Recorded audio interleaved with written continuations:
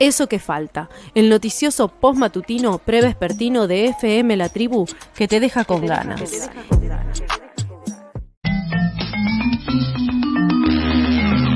Falta o sobra.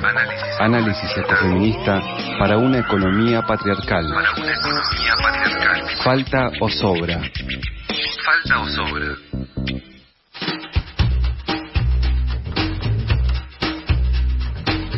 Y seguimos en el aire de Eso que Falta. Estamos en la última columna del año de Falta o Sobra y por suerte es presencial, ya que Corina Rodríguez Enríquez está aquí. Hola, Cori, ¿cómo estás? ¿Qué tal? Buen día. Quería venir el último programa del año, así nos dábamos un abrazo presencial. Sí, un prefiesta. Tal cual. Bueno, anunciábamos al inicio que la idea de la columna de hoy es una especie de balance por un lado y esperanzas por otro, que es lo que me parece más necesitamos en este momento. Tal cual, cuando me puse a pensar la columna para hoy, decía, bueno, ¿qué pasaba hace un año, no?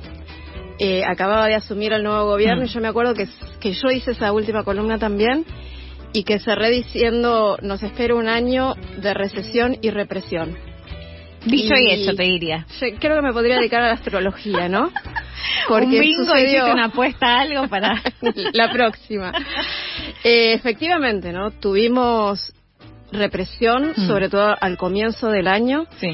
Y creo que es importante reflexionar, ¿no? Sobre cómo esas represiones de inicio de año fueron suficientes para aplacar la resistencia social a este plan de ajuste, sí, y a todas las implicancias que ha tenido para la vida cotidiana de la persona.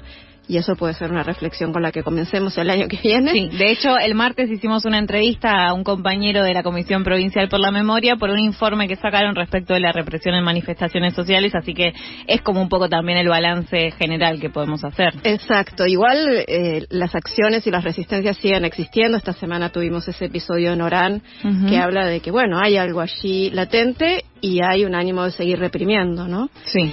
Y bueno, y también decíamos que esa represión iba a ser consecuencia de la reacción social a la recesión, y en efecto la recesión se manifestó durante este año con toda su amplitud, con toda su extensión, pero también con su diversidad, ¿no? Básicamente, si hacemos un balance de este año, yo diría, no le fue igual a todo el mundo. Fue un año donde hubimos muchos perdedores. Sí. Y algunos pocos ganadores. Lo más evidente, me parece, en esto de pensar el balance es lo que hemos dicho ya en otras columnas, que es que la economía financiera le ganó a la economía real, ¿no? Quienes invirtieron en comprar acciones, bonos del Tesoro u obligaciones negociables ganaron un montón.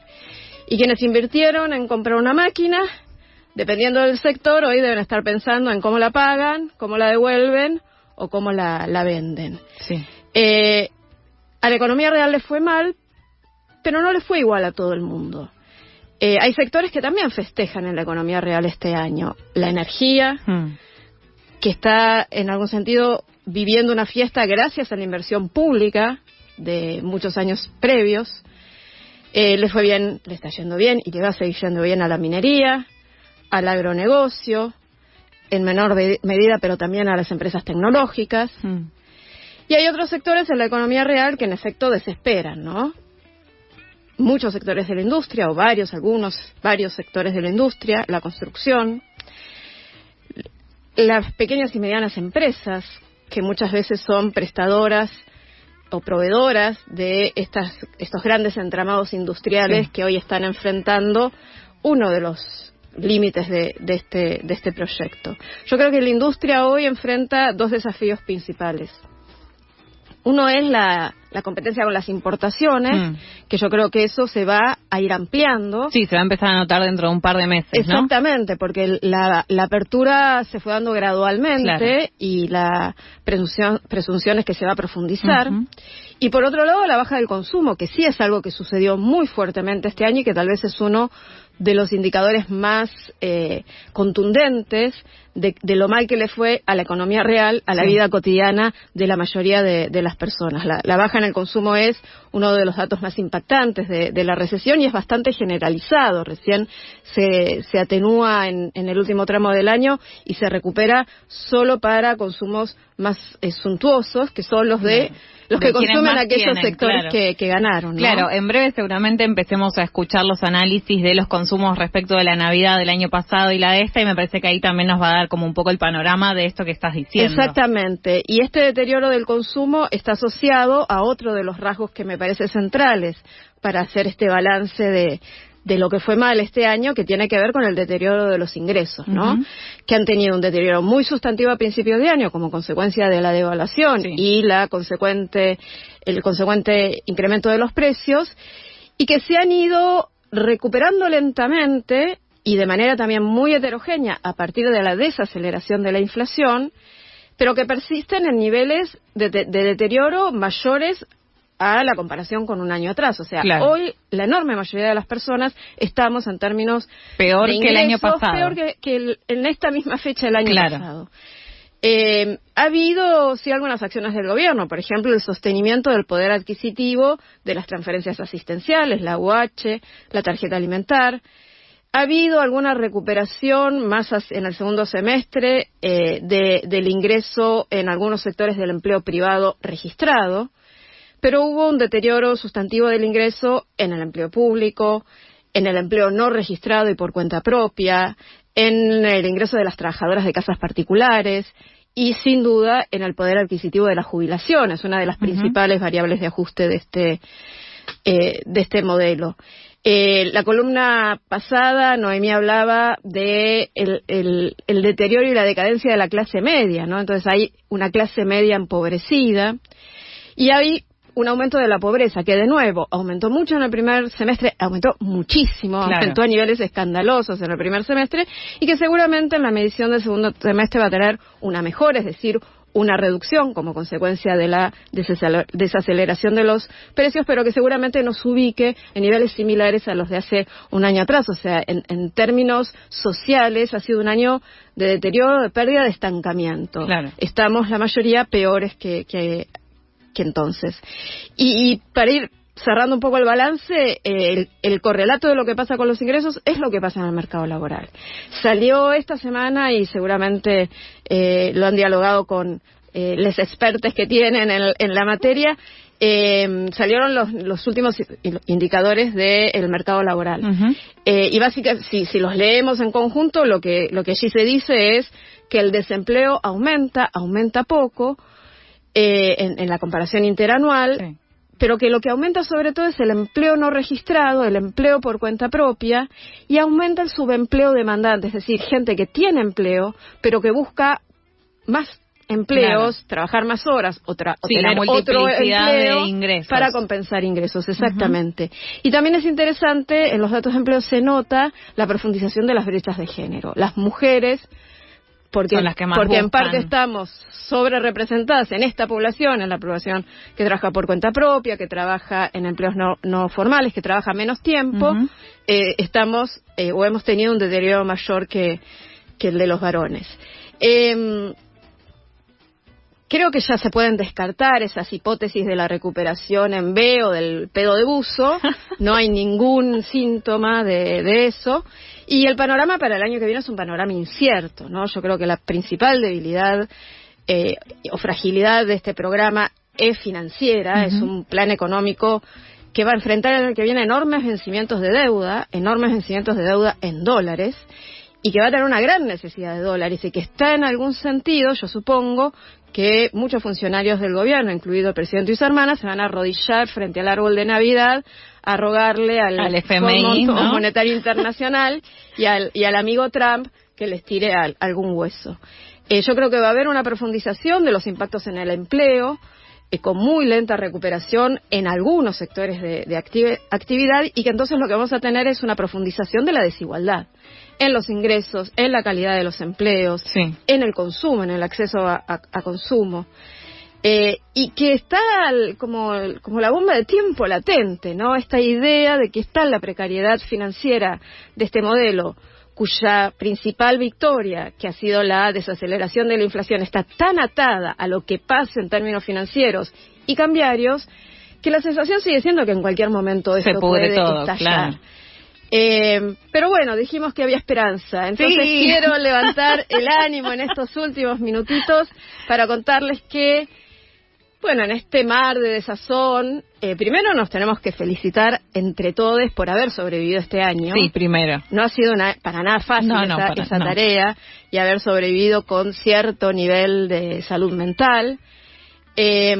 Pero también creo que es un año donde empiezan a construirse algunos espacios de reflexión y de construcción de alternativas. Sí, redes que volvieron un poco a tejerse, un poco homologado a 2001, digo, en ese sentido, y en otro, bueno, como fortalecer desde nuevos espacios. Exactamente, y profundizar en la reflexión de qué vamos a hacer cuando esto termine, porque esto va a terminar y más pronto o más tarde, porque es un plan que tiene fecha de vencimiento, va a dejar una devastación y me parece que es muy importante fortalecer estos incipientes espacios de articulación y sobre todo de reflexión creativa. Y en ese sentido quería comentarles, para cerrar, que el año que viene va a suceder el primer encuentro de economía feminista de Abya Yala, cuyo título es Desde las economías feministas politicemos el malestar. Esa es la invitación a que esta sensación de desazón que nos ha acompañado todo este año la podamos transformar en potencia política transformadora. Este encuentro va a suceder del 26 al 28 de marzo del año que viene. Está coorganizado por la Escuela IDAES de la Universidad de San Martín, entonces va a tener lugar en el campus de la Universidad de San Martín, en la localidad de San Martín. Es un campus muy, muy lindo, ganado a los terrenos del ferrocarril. Y la idea es que en este encuentro está pensado como un encuentro de diálogo entre academia y activismo. Entonces la idea es que vamos a estar quienes trabajamos más desde la academia, pero dialogando con las experiencias del activismo feminista, del activismo social, del activismo territorial feminista, ¿no? Y la idea es organizar las conversaciones en 6 ejes que leo muy rápidamente. El eje de la potencia transformadora de los cuidados, un eje sobre sistema financiero, deudas y dinero, otro eje contra la ultraderecha, interpretar y enfrentar su avance. El cuarto va a reflexionar sobre procesos sociales críticos para construir una resistencia común. El quinto, tiempos y miedos del sistema como control cultural, social y político.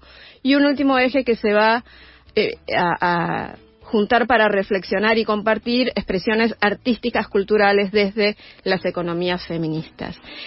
Quienes estén interesados en este encuentro se pueden presentar personas sueltas, organizaciones, académicas, investigadoras. Claro, no hace falta ser economista para sumarse. Para nada. Lo que queremos quienes no somos economistas. Y la idea es justamente, ¿no?, generar un diálogo transversal. No va a ser un encuentro donde haya presentación de papers, de trabajos científicos, sino que va a ser un espacio de conversación, de construcción alternativa con este eje, ¿no?, politizar el malestar. Quienes estén interesados, muy pronto, todavía no está disponible, pero muy pronto va a estar disponible el sitio web, que va a ser www.efabyayala, de economía feminista de abyayala.com. Y sí, ya está disponible y pueden escribir, quienes quieran obtener más información, a economiafeministaabyayala2025@gmail.com. Perfecto. La convocatoria es a encontrarnos, a conversar y a empezar a canalizar estas reflexiones que hemos podido empezar a hacer este año y a ponerle a este malestar y a esta desazón que sentimos un sentido político. También, sí. Porque estamos seguros de que esto va a terminar. Esperamos que termine antes que más tarde, y tenemos que estar tener ideas, claro, para lo que se viene, que va a ser duro y difícil. recuperar, pero ojalá seamos posibles de pensar estrategias para recuperar de una manera transformadora, de no volver a lo que nos trajo hasta acá. Gracias, Cori. Importantísima la reflexión. Un placer. Bueno, y además ya sabemos que hay contrato renovado para falta o sobra el año que viene, con cambios tal vez de día y de cuestiones, pero siguen. Tenemos temporada 2025. Hermoso. Muchas gracias.